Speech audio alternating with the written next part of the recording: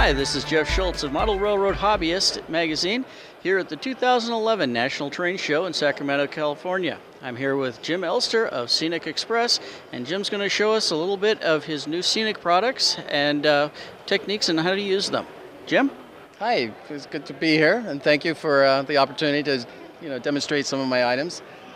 Basically, what we've introduced this year is a new sequoia tree. Being from California, we thought we would honor the natural flora and fauna here by introducing a few of the Pacific items.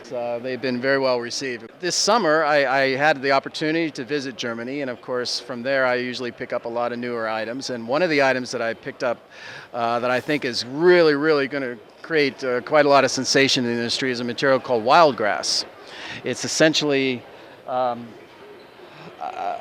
backless static grass that gives you that same effect as the static machines, but it doesn't require the machine. It's actually just a pull-apart type static material that actually self-applies and self-feathers. Just so you can see how to demonstrate the material, it comes in a very tight mat type like this. And the secret working with this material is you simply pull off a small tuft of it, tease it a little bit, give it some air, feathering it out, then you very simply just place it onto your diorama or your scene, and it self-blends. Isn't that incredible? And depending on the density that you put it on, you can actually tease it both vertical and also laterally to get the density and the texture that you're looking for. It's available in 8 different colors. And in each color, it comes in both a 6mm height, which is what we have here, and also a 2mm height, which also gives you a very tight, shallow type mat. And of course, as you can see how it just automatically just self-adheres. And of course, it gives you that static appearance, but without the elaborate devices that are required. Now you say it self-adheres, but we're still going to want to glue this down, right? I would say so, yeah. Usually I shouldn't say self-adheres. It actually is a position tack. I mean, it has enough holding that it usually clings to whatever it adheres to. But I usually do go back with a matte medium or a diluted Elmer's glue and fix it down permanently whenever I do complete the scene. But again, it gives you that static appearance, but doesn't require all the elaborate machinery and devices and the expensive tools that are necessary to create static. It does look a lot simpler than the last static grass field I lied. You pull it, you can usually get about 4 times the coverage of a sheet. And of course, it retails for $15.99 for the large sheet. And I see that some of it is kind of falling away like static grasses want to do. If you were able to collect that, could you feed it through a static grass machine? Of course you could, sure. Yeah, there's no reason why. It's still the same polyester, or I'm sorry, actual rayon static material that you find in all your static devices. So sure. In fact, you can see the back. They use a two-tone backing on it. They actually use a darker base, and if you look at the profile, you can actually see a darker shadow layer with a highlight color up on top. It looks like dirt to me. Yeah, sure. Well, that's exactly what it's to replicate. Where this stuff really excels is when you're working on, say, for instance, older scenery that has either become faded or bleached or just dull.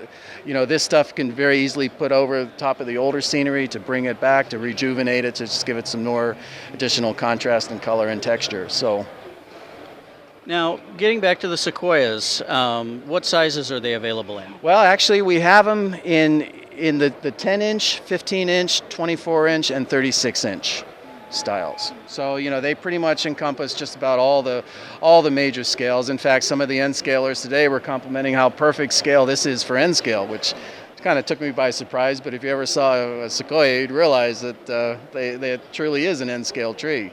Yeah, when we first looked at them, we were thinking, now how high would that be in HO? And we came up with about 4 feet. Yeah, well, that's about it. Yes, you're right.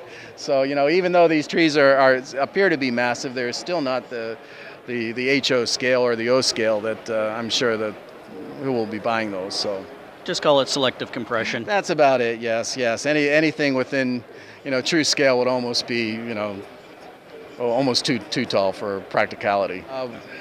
I don't know, the last time I have a whole series of Mini Nature Silflorettes, which we've taken our Silflor line and actually compressed it down into a smaller, more reasonable retail unit. They're all based at $5.99. They're small packets, sampler packets of all of the popular materials, the buffalo grass, the prairie grass, all the crop rows, all of the foliages and so forth are all available now in little sampler packs, which sell for $5.99 each. Okay, Jim, you were talking about your Silfor test packs as such. Can you show us a few?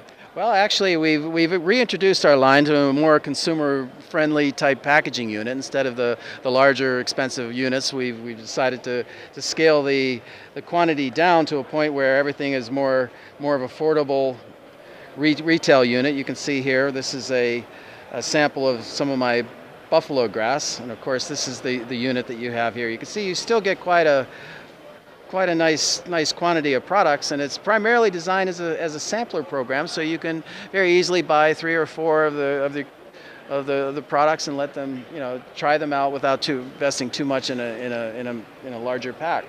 But again, everything is exactly the same quality as what we have in our larger pack, and it's just primarily geared toward the retail consumer public. And you can see here we have basically about over 78 different items available now. They're all retailing for $5.99 a pack. These are available at local hobby shops. This whole program is available now through local dealers. And of course, if you are interested, we can always fix up your local hobby shop with the spinner program. So this is good for people who, for instance, have a smaller area to Scenic or have a large area but aren't quite sure what they want it to look like and can't tell from the catalog or the website exactly what it will look like. Well, one of the things that I always tell my customers that if you give everything emphasis, then nothing gets emphasis. And you always want to take your more popular areas that you're proud of or you really want to give focus to on your layout. You want to give them the higher detail, the finer detail items. And that's where this thing is nice, because you can actually buy a few of these packs for that specific scene that you really want to show off and do a really super job with. And of course, that's what these excel, is that you're able to do that at an affordable cost without too much extra waste. So basically a way to punch up a limited amount of area on your layout. Absolutely, and you can see with one thing nice with the Silflor products, there's not a speck of waste with it. Every single piece of that sheet that I showed you can be utilized. I mean, whether you use it on that particular diorama you're working on, or if you just want to use them later on down the road, I mean, no matter where you put them, they always seem to fit well and look good once you have them installed. Well, at this rate, I'm very glad I've already told my wife that you're getting some of my money. Oh, okay. Well, always happy to help. Jeff Schultz of Model Railroad Hobbyist Magazine here at Sacramento, California 2011 National Train Show at the Scenic Express booth. Thank you.